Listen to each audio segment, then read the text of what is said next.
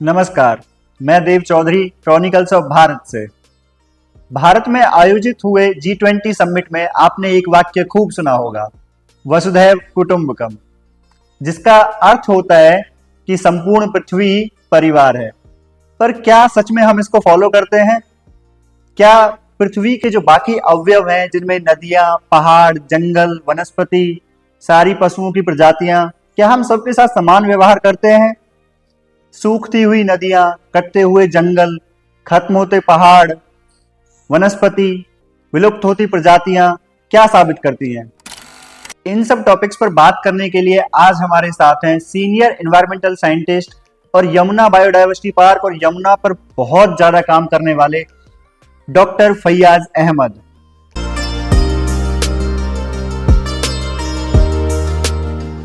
Welcome sir. Sir, मैं सबसे पहले आपसे जानना चाहता हूं कि इतने सारे जंगल, पहाड़ सब काटे जा रहे हैं, नदियां सूख रही हैं और आप एक बहुत अच्छे एनवायरमेंटल साइंटिस्ट हैं, तो आपको वो सब देख के कैसा लगता है? सवाल बहुत गंभीर है, because when you look at it, a general perception that forest is shrinking, though in record forest is increasing, but unfortunately the quality forest is shrinking. The river is drying, wetlands are dying, Right. species are going away from us, many species. The sad part of it is many of them have already gone out from us without we couldn't know it. So therefore, looking at this scenario, when everything is very bad, we are suffering hard. Probably we are the only one species we are looking for our own extinction, because there are two important components of life, that is air and water, which nobody can make it. So far I have not seen anybody can make it sufficiently which can be utilized by every citizen. Air comes from biodiversity, water comes from biodiversity through river. बिल्कुल। So if you have no river, तो हवा और पानी दोनों को लाना मुमकिन नहीं है। बिल्कुल। तो हमारे ये जिंदगी का फलसफा है, ये कोई कहानी नहीं है जो आप कर रहे हैं, या कोई दबाव नहीं है। ये कहानी कहने के लिए आपकी जुबान चलनी चाहिए और उसके लिए आपको सांस चाहिए, और उसके लिए ज़रूरत है इन फिजाओं की, इन हवाओं की, इस बायोडाइवर्सिटी की। तो मुश्किलें तो बहुत नज़र आ रही हैं हमारे पास। सर, मेरा जो सेकंड क्वेश्चन है कि आपने यमुना पर इतना काम किया है, पर अभी भी यमुना की हालत कुछ खास ऐसी सही हो नहीं पाई है, तो मैं आपसे जानना चाहता हूं कि यमुना को लेकर अभी तक क्या काम हुआ है और आगे क्या किया जा सकता है कि इसको बचाया जा सके? देखिए, बहुत सिंपल ढंग से देखें तो मैं यमुना के बारे में बोलने से पहले ये बताना चाहूँगा कि किसी भी नदी को हम कैसे समझते हैं। ख़ास करके जब नदियों की बात करें तो अभी तक हम लोगों ने नदियों को इंजीनियरिंग ढंग से समझा है। मैं कई बार जब कॉलेज के बच्चों को बताता हूँ या कहीं लेक्चर लेता हूँ तो एक स्टोरी कहता हूँ कि जब एक इंजीनियर से पूछा कि sir, how do you see a river? Engineer ने बोला, Fayaz, it's a beautiful pipeline which takes water from one place to other place. फिर मैंने एक रियल एस्टेट वाले से पूछा जो बिल्डिंग बनाते हैं, सड़कें बनाते हैं, sir how do you see river? उन्होंने बोला, it's excellent place, we get sand and boulders. तब हमने एक इकोनॉमिस्ट से पूछा कि सर आप रिवर को कैसा देखते हैं? और इकोनॉमिस्ट ने बोला कि it's a marketable commodity, bottle it sell in the market. So therefore river is a kind of perception. सभी लालच से देख रहे हैं उसे। राइट। तो आप परसेप्शन को आप कैसे लेते हैं? फिर अपने टीचर प्रोफेसर CR बाबू सर से पूछा कि रिवर को कैसे देखते हैं, तो उन्होंने बोला, Fayaz, a river is a living system. Now it is up to you to decide if river is a living system, then you need to bring life into it. जब आपने बोला कि यमुना की स्थिति ऐसी खराब है, यमुना 1400 किलोमीटर चलती है और दिल्ली में थोड़ा सा 2% शायद यमुना का बहता होगा। बिल्कुल। और 75-78% प्रदूषण दिल्ली ही यमुना को देती है। अब जरा देख लें irony, Yamuna is responsible for existence of Delhi. शहर नदियों के किनारे बसे, दिल्ली में बसी, लेकिन हमने उसी को मार लिया। और ये बहुत ही दुखद है कि, और इमोशनल है कि एक नदी जिसने आपको इस सरजमी पे खड़ा किया, एक शहर को पैदा किया, बसाया, सजाया, और वो शहर उस नदी को ही खा गया। जिसकी वजह से बेसिकली पूरा शहर खड़ा है, वही खत्म करने को वो खत्म हो गया। और उसकी वजह सिर्फ यही हुई कि हमारी अंडरस्टैंडिंग रिवर के लिए बहुत अलग बनी, और जितने भी engineering what you call tools and techniques हम इस्तेमाल करते रहे, वो ओवर पीरियड ऑफ टाइम उसमें समस्याएं आती रही। तो इसको देख करके ऐसा लगता है कि आज की तारीख में यमुना की स्थिति तो गड़बड़ है, क्योंकि यमुना में दो तीन चीज़ें चाहिए। यमुना को चाहिए पानी, बिल्कुल, और यमुना में नहीं चाहिए सीवेज। बिल्कुल, यही दो चीजें तो होनी चाहिए, पानी बहुत सारा चाहिए। मैंने एक वीडियो देखा था, उसमें एक एसटीपी है, जो मतलब कहीं दिल्ली का नहीं वीडियो है, तो एसटीपी के बाहर का जो पानी निकल रहा है वो इतना गंदा है कि उसको देख के कहा नहीं जा सकता कि ये अभी तक इसका कोई ट्रीटमेंट करके भेजा गया है पानी का। अब ऐसे कैसे यमुना ठीक होगी? देखिए, इस पर तो मैं खास बता नहीं पाऊँ, लेकिन खास ये बता दूं कि दो चीजें इंपॉर्टेंट हैं। और जब यमुना को देखते हैं, नदी कोई मेन चैनल नहीं है, इसलिए मैंने बोला कि नदी को जानना जरूरी है, नदी को गौर से देखें। एक मेन चैनल होता है जो पानी को हम अपने अंदर बहाता है, अक्सर हम उसी को हम नदी समझते हैं, लेकिन वो नदी नहीं है अकेली, नदी का एक हिस्सा है। उसके ऊपर राइपेरियन जोन होता है, जो गीली मिट्टी होती है, वहाँ घास उगते हैं। उसके ऊपर एक्टिव फ्लड प्लेन होता है, जो हर छोटे बड़े फ्लड में पानी में डूब जाता है। उसके ऊपर ओल्ड एलुवियम फ्लड प्लेन होता है, जो पुराने फ्लड प्लेन है। उसके ऊपर एम्बैंकमेंट होता है, जो रोड होती हैं, सड़कें होती हैं, नेचुरल लेवीज होती हैं। ये सब मिल करके सारे कंपोनेंट एक नदी के सिस्टम का निर्माण करते हैं। जब दिल्ली को देखें, दिल्ली पल्ला से ओखला तक नदी बहती है। आप जब ओखला पल्ला से चलें, कोई 50-52 किलोमीटर की दूरी तय करें, आप देखेंगे कि इन सारे कंपोनेंट को शायद आप वजीराबाद से ऊपर पल्ला तक, इसमें बहुत सारे कंपोनेंट मुहैया हो जाएंगे। लेकिन वजीराबाद से जैसे नदी आगे बढ़ती है, river becomes a sewer, because आप जान के ताज्जुब करेंगे कि पहली ट्रिब्यूटरी यमुना की, जिसको साहिबी नदी कहते हैं, वो जब यमुना में गिरती है तो नदी को जीवन नहीं देती, बल्कि वो नजफगढ़ ड्रेन के नाम से आती है, जहर का काम कर रही है। तो एक तरह से आप देखें कि नदी को बचाने के लिए, बसाने के लिए, उसके पुनरुत्थान करने के लिए, रिजुविनेशन के लिए बायोलॉजिकल इंटरवेंशन की बहुत ज़रूरत है। और शायद अगर बायोलॉजिकल इंटरवेंशन कर पाए तो शायद नदियों में कुछ जान ला सकते हैं, क्योंकि नदियों को बाहर के पानी से ला करके बचाना आसान नहीं है। कोई शहर आपको पानी नहीं देगा, कोई स्टेट पानी नहीं देगा, पानी की हर जगह किल्लत है। नदियों को बांधते हैं, रोकते हैं, उनकी बेड़ियों में झगड़ा हुआ है नदियों को, ऐसे बिल्कुल। तो आप सोचें, नदी दिल्ली के अंदर जो पानी आता है, क्या उसके फ्लड प्लेन को चिन्हित करें, उसके फ्लड प्लेन वेटलैंड को पहचानें, उसे रिस्टोर करें, उसमें फ्लड प्लेन में फ्लड का पानी जमा होने दें, फिर फ्लड प्लेन ग्रासलैंड को विकसित करें, वहाँ के फ्लड प्लेन फॉरेस्ट को लाएं, जैसा यहाँ यमुना बायोडाइवर्सिटी पार्क डीडीए का है, इसमें हम लोगों ने कर दिखाया, एक उदाहरण है। अगर इसको हम कर पाए तो शायद यमुना खड़ी हो पाएगी, कुछ हमें दे पाएगी। ये एक उदाहरण है। बिल्कुल सर। फिर जो मेरा तीसरा क्वेश्चन है वो ये कि हमारे कॉन्स्टिट्यूशन में एनवायरनमेंट को लेकर क्या लॉज हैं और उनको कितना इम्प्लीमेंट किया जाता है? देखिए, लॉज तो एक अलग है, लेकिन हमारे जब कॉन्स्टिट्यूशन की बात करेंगे वो बहुत महत्वपूर्ण है, क्योंकि कॉन्स्टिट्यूशन का डायरेक्टिव प्रिंसिपल ही है, वो फंडामेंटल ड्यूटीज की बात कहता है। आप देखें, आप देखेंगे 51 ए है, वो कहता है फंडामेंटल ड्यूटीज है हमारी एनवायरनमेंट को बचाना। यही नहीं, मुझे जहाँ तक याद आ रहा है कि कोई 42nd अमेंडमेंट 1976 में हुआ था, जो आर्टिकल 48 है संविधान का, वो कहता है कि स्टेट का काम है एनवायरनमेंट फॉरेस्ट का सेफ गार्ड करना।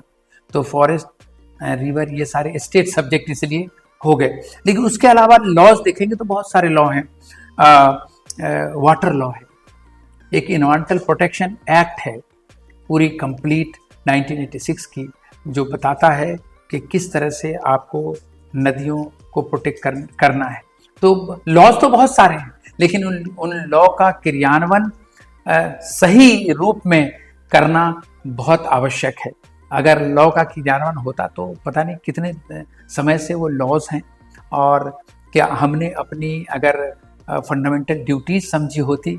अक्सर हम सरकार की तरफ हम देखते हैं, मैं तो ये कहना चाहूँगा, थोड़ा इमोशनल है, कि सरकार से जब इलेक्शन आता है तो हम कहते हैं सड़कें दो, सड़कें दे दी सरकार ने, कितनी चौड़ी सड़कें। सरकार को हम कहते हैं मेट्रो दे दो, मेट्रो मिल गई। सरकार को कहते हो हॉस्पिटल दे दो, हॉस्पिटल मिल गए। क्या हमने सरकार से कहा कि एक ऐसी नदी दो जिसका पानी नीला हो? क्या हमने कहा कि इस यमुना की वो डॉल्फिन वापस लाओ? क्या हमने कहा कि यमुना की वो 30-40 स्पीसीज ऑफ फिशेस वापस ला दो? क्या हमने कहा कि 7-8 टर्टल की जो स्पीसीज थी उसको वापस ला दो? हम कभी मांगते ही नहीं।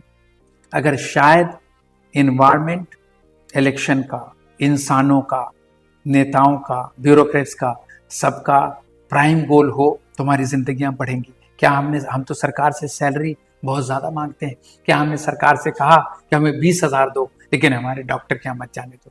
मैं तो अक्सर कहा करता हूँ कि अगर क्या पैसे जो हम कमा रहे हैं, पैसे जो सैलरी से मिल रही है, क्या हमारे पोस्टेरिटी के लिए?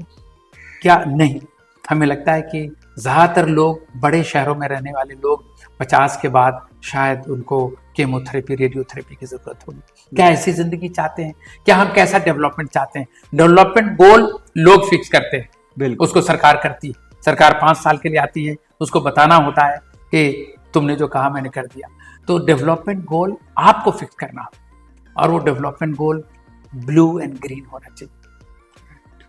और तभी शायद हम नदियों को और अपने नेचुरल इकोसिस्टम को बचा पाएंगे, संभाल पाएंगे। नहीं तो हमारे बच्चों को शायद पानी मिलना क्या होगा, नोबडी नोस, कितनी मुश्किलें आने वाली। बहुत दिक्कत आने वाली। इट वाज मतलब बहुत इमोशनल था कि हम इतनी सारी प्रजातियां हमने खत्म कर दी हैं यमुना जिसको में। जानते ही नहीं। बिल्कुल नहीं। अब यमुना में डॉल्फिन तो देखने को मिल ही नहीं सकती लगभग, और दिल्ली वाले रीजन में शायद ही मछलियां मिले, मुश्किल ही है। बट स्टिल सर, मेरा अगला क्वेश्चन है कि बहुत सारे लोग जो गांव से शहर आ गए हैं, वो लगभग ये काम की तलाश में आए या पढ़ने लिखने के लिए, ज्यादातर होता है कि वो यहीं सेटल हो जाते हैं। और दिल्ली भी एक ऐसा शहर है जो बहुत सारे क्षेत्र से आए हुए लोगों से मिलकर बना है, और वो सभी लोग लगभग एजुकेटेड होते ही हैं, गांव के मुकाबले तो अधिक ही होते हैं। बट देखा जाए तो सबसे कम इन्वायरमेंट को लेकर अवेयर वही होते हैं, सबसे ज्यादा इग्नोर वही करते हैं इन्वायरमेंट के लॉज को या जो भी चीजें इन्वायरमेंट के लिए बनाई गई हैं। और इसका उदाहरण दिल्ली भी है। यमुना की हालत जो है वो दिखाई दे ही रही है, और पॉल्यूशन का लेवल भी लगभग रेड जोन में ही रहता है।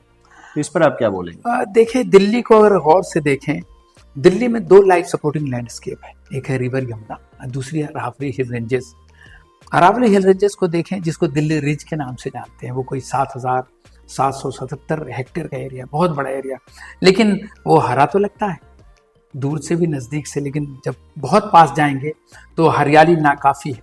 वो हरियाली ऐसी है जो विदेशी प्रजातियां हैं उसमें, हमारे नेटिव स्पीसीज नहीं। विलायती की कर अंग्रेज लेके आए थे, उसी से भरा पड़ा है। उसी तरह रिवर यमुना को देखें, इसकी हालत आप जानते हैं।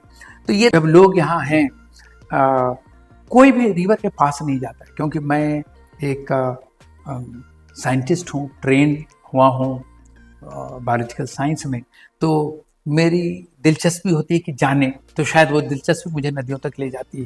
लेकिन ज़्यादातर लोग नदी के पास नहीं जाते, बोलते बदबू आ रही है, उसको कैसे छुएं, पानी कैसे। जब तक आप उस पानी को छुएंगे नहीं, जब तक उसके अंदर घुसेंगे नहीं, तब तक आपको पता कैसे चलेगा कि आपने उस नदी को कैसे किया, महसूस नहीं करता। और उसकी अंडरस्टैंडिंग नदी की बहुत ज़रूरी है, नदी को जानना। तो अभी नदी को हम कैसे जानते हैं? वो ब्रिजेस क्रॉस करते हैं बस से या गाड़ी से, देखते हो अच्छा यमुना जा रही है, शायद यहीं तक देखते हैं। कुछ लोगों को मैंने देखा उसमें पैसा भी डालते हुए।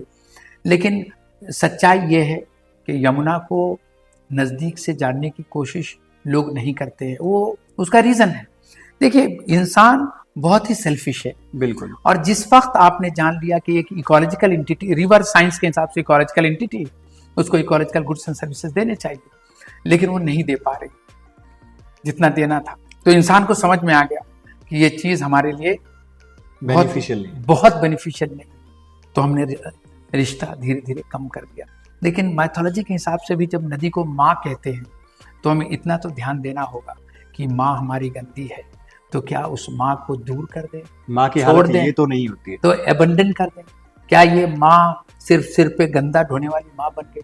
क्या इसके लिए हमें क्या करना चाहिए? इसकी सोच क्या बननी चाहिए? इसके लिए लड़ाई कहाँ तक ले जानी चाहिए? हमारे जितने भी रिक्वायरमेंट हैं वो, जैसा मैंने बताया कि हवा और पानी के साथ हैं। तो अगर हम हवा और एयर क्वालिटी इंडेक्स दिल्ली का देख लें आप, क्या रहता है। तो अगर सारे लोग दिल्ली में रहने वाले अगर सिर्फ इसी पे रुक जाएं कि एयर क्वालिटी 100 से नीचे चाहिए, डिजल ऑक्सीजन 8 चाहिए यमुना में, BOD 20 चाहिए, 10 चाहिए, 5 चाहिए, अगर इस लड़ाई में हम इतनी मछली चाहिए, पानी नीला होना चाहिए, तो शायद दिल्ली की तो खासी मुसीबत कम हो जाएगी, बिल्कुल। है ना।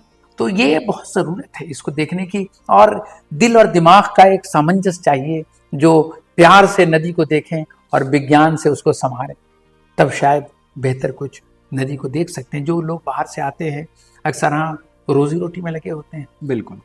उनका शायद एसोसिएशन बहुत ज़्यादा शहर से, दिल्ली एक ऐसा शहर भी है यहाँ पर जो पुराने हिस्टोरिकल लोग देखेंगे वो हैं कहाँ, तो पुराने, तो जो बाहर से लोग आए उनको तो कह सकते हैं कि हो सकता है कि शहर से उनका लगाव तो है, आप रह रहे हो, लेकिन बहुत ज़्यादा नहीं है, जो गांव से वो नहीं है।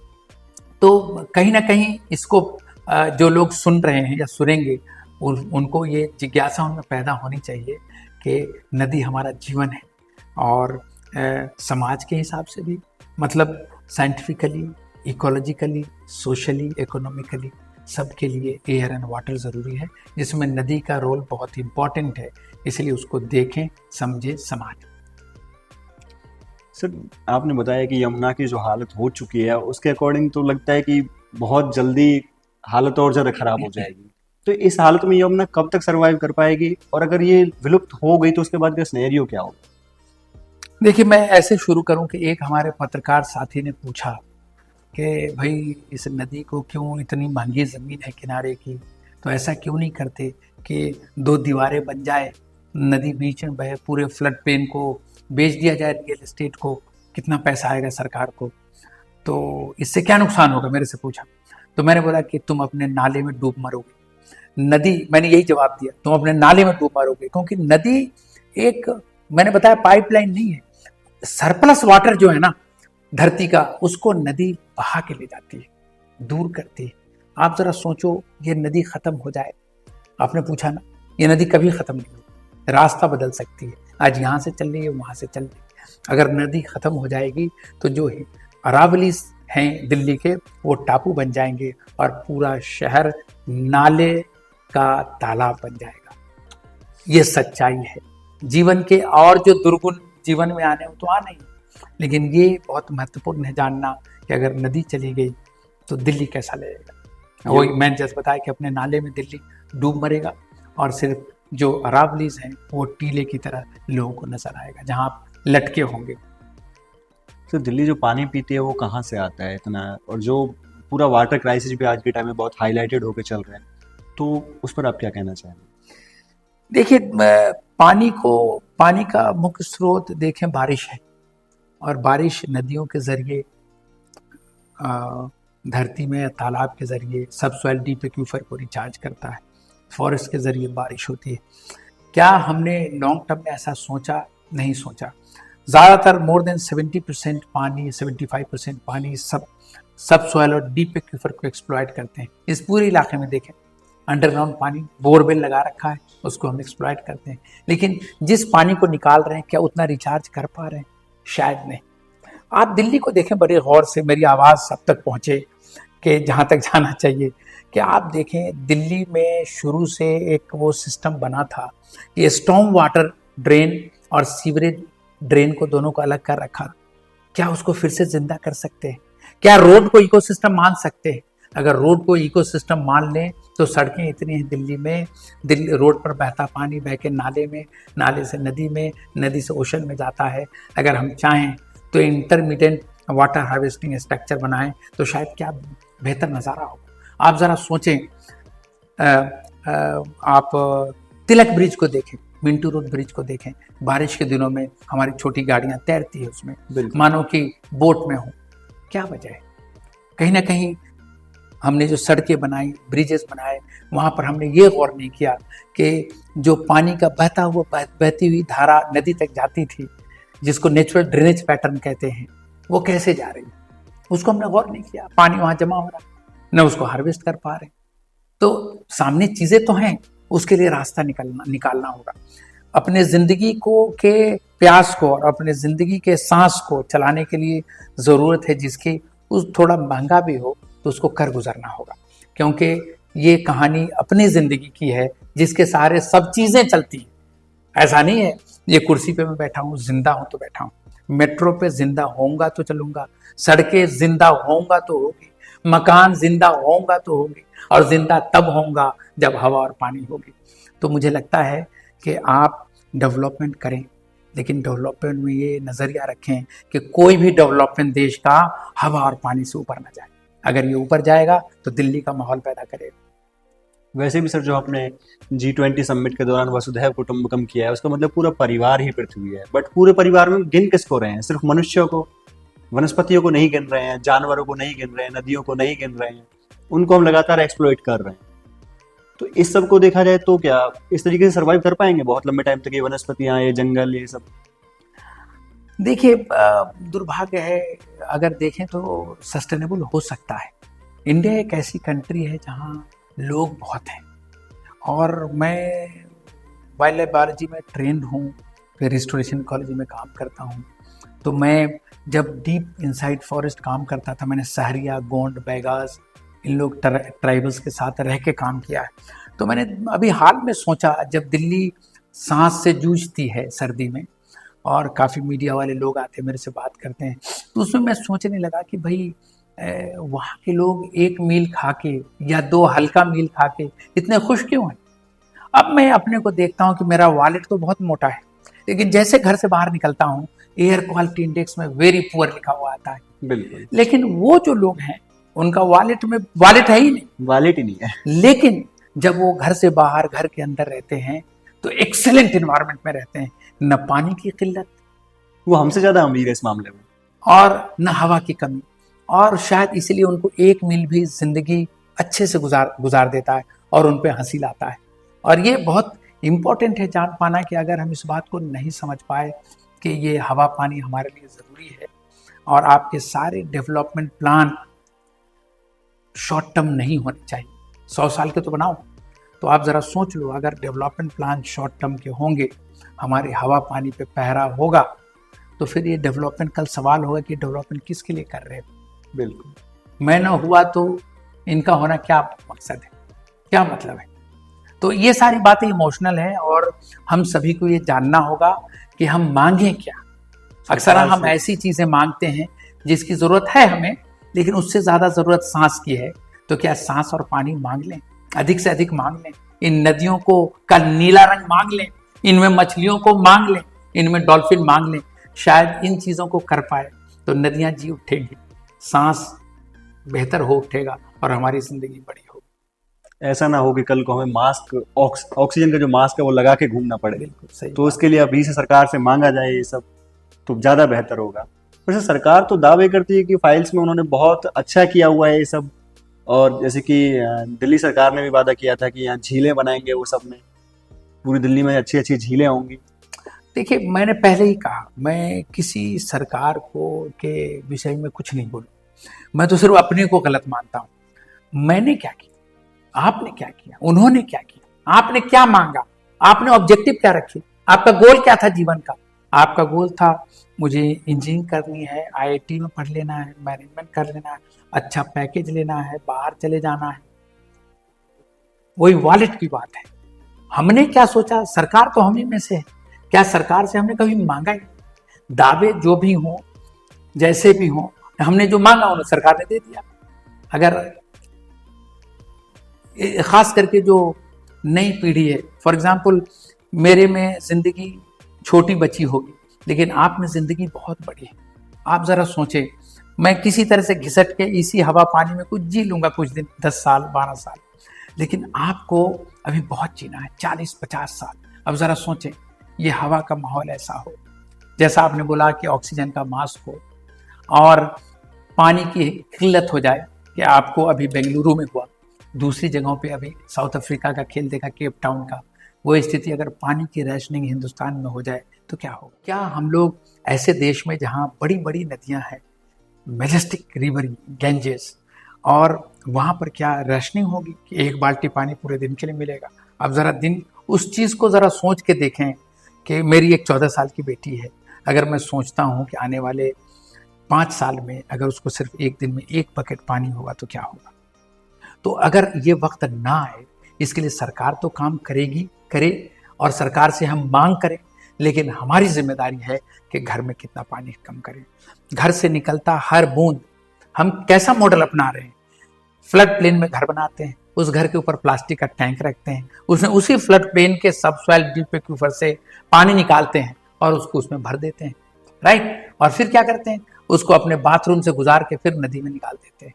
अब जरा सोचें डेवलपमेंट का मॉडल क्या है। क्या हम ये सोच पा रहे हैं कि अक्सर हम बड़ी नदियों की ओर नजर करते हैं कि गंगा बचाना है, तो मेरा मानना है कि कभी हम कह नहीं पाए कि गंगा इज इंडिया। कभी कहा क्या? मैंने नहीं सुना कभी कहते हुए। मैंने भी नहीं। क्या गंगा इज इंडिया क्यों नहीं बोलते? क्योंकि मेजोरिटी ऑफ नॉर्दर्न इंडिया ये गंगा के फ्लड प्लेन में है, सरसब्ज है। उसी तरह ऐसा क्यों नहीं सोचते कि हमारे घर से निकला हर बूंद गंगा है, तो हमें डर लगेगा कि जो हम नहा रहे हैं 4 मग में नहाया नहीं 4 बाल्टी में नहाया, दोनों में फर्क समझ पाए। क्या हमें ऑटोमेटिक मशीन यूज करनी चाहिए, फर्क समझे। क्या कार हमें डेली धुलना चाहिए, फर्क समझे। सड़कों पे पानी व्यर्थ गंवाना चाहिए, इसको समझे। सरकार को उंगली उठाना आसान है, उठाना चाहिए, सरकार से जवाब मांगना चाहिए, लेकिन हम क्या कर रहे हैं? हमारी कॉलोनी में मैं देखता हूं, मैं कई बार बोलता हूं कि सर इसको पोछे से पोंछ लें गाड़ी को, तो आप सोचें ये पानी मेरा तो है नहीं, ये पानी आपका है, छोटे बच्चों का है। तो आप सोचिए ये जिम्मेदारी जब तक तय नहीं होगी, दिल से दिमाग से सरकार और समाज में सामंजस्य इस बिंदु पे नहीं होगा, तो क्या ये नदियां, ये हवा, ये जंगल कुछ बच पाएगा? तो इसमें जरूरत है समाज और सरकार में एक सरोकार हो, बातचीत हो, और हमारी भी जिम्मेदारी सबसे ज्यादा हो इंडिविजुअल के तौर पे, तब शायद बेहतर हो पाए। सर, आपने जो बायोडाइवर्सिटी और नदियों पे जो काम किया है, जो आपकी रिसर्च है उसमें पूरी, उससे आप ऐसे कौन से मेथड्स पब्लिक को बताना चाहेंगे जिससे वो इन्वायरमेंट को बचा सकते हैं, उसमें अपना योगदान दे सकते हैं? देखिए, इन्वायरमेंट तो बहुत बड़ा विषय है, और जब गौर करें आप तो इनफैक्ट इन्वायरमेंट के कुछ कंपोनेंट हैं, जैसे सॉइल, वाटर और एयर एंड ऑर्गेनिज्म। ये 4 कंपोनेंट मिलते हैं, इनके बीच अपनी क्रिया होती है और एक फंक्शनल इकोसिस्टम का निर्माण होता है। तो हमें देखना होगा कि कहाँ कहाँ ये क्रिया हो रही है और कहाँ ये काम नहीं हो रहा है। अगर नहीं हो रहा है तो उसको एस्टैब्लिश करना होगा वो रिश्ते को, तब एक फंक्शनल इकोसिस्टम बनेगा। क्योंकि फंक्शनल इकोसिस्टम का काम ही है आपको इकोलॉजिकल गुड्स एंड सर्विसेज देना। और वो क्या है इकोलॉजिकल गुड्स एंड सर्विसेज? दुनिया की जितनी चीज़ें सामने देख रहे हैं सारे बायोडाइवर्सिटी से आती है, राइट। तो वो तभी आ पाएगी जब आपका इकोसिस्टम फंक्शनल हो, और अदरवाइज आप किसी चीज़ को लाना चाहेंगे खींच के तो वो सस्टेनेबल नहीं होगा। तो जो हमने काम किया है, हमें नज़र आता है कि अगर नदी को बचाना है तो फ्लड प्लेन को रिस्टोर करना होगा, और उसके लिए इकोलॉजिकल रिस्टोरेशन के प्रिंसिपल को अडॉप्ट करना होगा। फयाज कह रहा है इसलिए ऐसा होगा, नहीं हो सकता। Tree plantation is not a single stop solution for all environmental problem, it is not one stop solution. I tell you, जैसे ही इन्वायरमेंट की बात करते हैं हम कहते हैं पौधे लगा दो, कौन से पौधे, कैसे जगह पे? इसलिए मैं कहता हूं कि all green is not good and all grey is not bad. You try to understand. Delhi में देखें इतना बड़ा एरिया है, लेकिन majority of area is what you call invaded by Prosopis juliflora, a विलायती किकर which came from Mexico, brought by British। मैं भी एनसीआर हरियाणा में, तो वहां भी पूरे में यही दिखता तो है। आप सोचे विलायती किक्कड़ को हरा कह के हम खुश हो जाएं, तो वो खुशी तो नहीं है।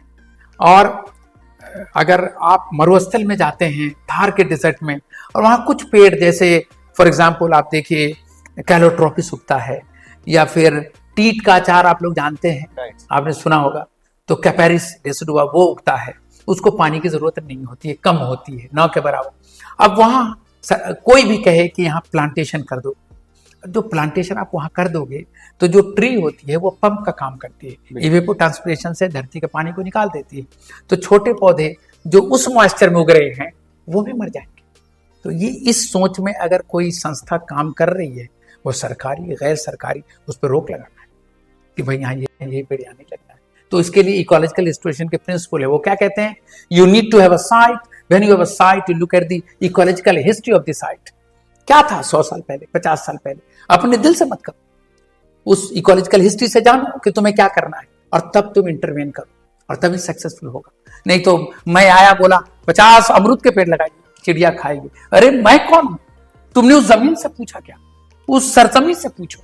और पूछने का नजरिया है लिटरेचर, गैजेट नोटिफिकेशन पुराने को देखिए, हिस्टोरिकल आप पाएंगे यहाँ ये दरख्त होता था, या नहीं तो रेफरेंस इकोसिस्टम नेबरहुड से खोजिए। यहाँ से 100 किलोमीटर पर हस्तिनापुर पहुंच गए सेंचुरी, आसपास से देखा कि यहाँ जंगल क्या होता था ना, उस नजदीक के जंगल को लाने की कोशिश करेंगे, उसको कहते हैं रेफरेंस इकोसिस्टम। और तब जो आधार पे आपके पास पैसा मैन पावर है तब इंटरवेन कीजिए। अक्सर आजकल क्या होता है कि हमारे सारे विकास, सारी चीजें 31 मार्च में जुड़ी, 31 मार्च से पहले खत्म कर देना है। पौधे को पता नहीं 31 मार्च, नहीं जानवर को पता है। तो हमें इकोलॉजिकल रिस्टोरेशन के प्रिंसिपल को पूरी तरह फॉलो करना होगा, तब कुछ हम अचीव कर पाएंगे। इस एडहॉकिज्म से नुकसान होगा, फायदा नहीं। सर, आज हमने आपसे बहुत सारी बातें की, बहुत सारी चीज़ें सीखी, तो उसके बाद मैं जानना चाहूँगा कि आपको हमारे साथ बात करके कैसा लगा और आप हमें क्या सजेशन देना चाहेंगे जो हम कर सकते हैं, लोगों को बता सकते हैं कि वो इन्वायरमेंट के लिए करें ताकि इन्वायरमेंट बच सके, और हमारे पर्सनली इस इनिशिएटिव के लिए आप क्या सजेशन देना चाहेंगे? ये तो बहुत अच्छा आइडिया है कि आप लोगों से इंटरेक्ट करें, उनके एक्सपीरियंस पूछें और पूरे कायनात में खबर फैलाएं कि ये करना है, ये नहीं करना है, जीने के लिए इसकी ज़रूरत है, इसकी ज़रूरत नहीं है, जीने के लिए कितनी ज़रूरत है। क्या जैसा मैं कह रहा था, शावर से नहाएं या बकेट बात करें, अगर 2 बाल्टी में बदन भीग जाता है बस वही नहाना है, साइंस के हिसाब से नहाना है, राइट। तो ये अगर आप इस तरह से मैसेज पहुंचा रहे हैं तो ये बहुत अच्छा इनिशिएटिव है।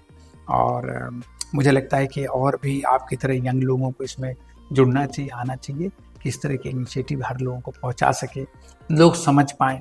क्योंकि अभी आप देखें कि कुछ स्टडी बताती है कि अमेरिका 5 धरती के बराबर रिसोर्स का इस्तेमाल करता है आपकी धरती एक है। तो आप सोचें कि भारतवर्ष भी एक में डूब चुका है, अब मतलब निकल जाएगा एक से ऊपर। एक ही अफ्रीकन कंट्री है एक छोटी सी, वो अभी धरती के अंदर है, नहीं तो सारी पूरा विश्व धरती के बाहर हो गया। कोई 4-5 धरती खोज रहा है, कोई एक धरती में बिल्कुल बाहर होने वाला है। तो ऐसी स्थिति में क्योंकि आप यंग हैं, आपको 40 साल जीना है और आपको मेरे से ज़्यादा हवा और पानी चाहिए, तो आपके लड़ाई का माध्यम बहुत अच्छा है, मीठा है, सुंदर है, जो सबके दिल तक पहुंचेगा, दिमाग में इस्टेब्लिश होगा और शायद कुछ एक्शन लोग ले पाएंगे। Thank you very much sir. आपने आज हमने डॉक्टर फैयाज अहमद से जो बातें की वो बातें काफ़ी गहरी थी, बट उसमें जो सबसे ज़्यादा हिटिंग पॉइंट था वो था कि जिस जनरेशन की सबसे ज़्यादा रेस्पॉन्सिबिलिटी होनी चाहिए इन्वायरमेंट, इकोलॉजी, रिवर्स, इन सब के प्रति, वो हम हैं। हमसे पहली जनरेशन पास ऑन होने वाली है, हमारी रेस्पॉन्सिबिलिटी ज़्यादा है, बट सबसे ज़्यादा कैजुअली कौन लेता है इकोसिस्टम को और सब चीज़ों को? वो हम ही हैं। क्या हम सरकार से सच में वो चीज़ें मांग रहे हैं जो इन्वायरमेंट को बचा सकती हैं? क्या किसी भी पार्टी के मैनिफेस्टो में आपको दिखता है कि इन्वायरमेंट के लिए हम ये करेंगे? क्या हम सच में वो कर रहे हैं जो हमें करना चाहिए? सवाल अपने आप से जरूर पूछिएगा।